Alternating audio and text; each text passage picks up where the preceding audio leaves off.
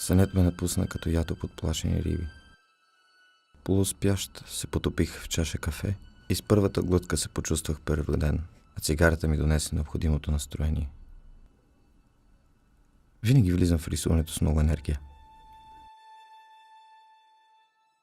Трябва спокойно да изчакаш своята вълна и да се оставиш да те отведе там, където дори смъртта е само повод за съзерцание.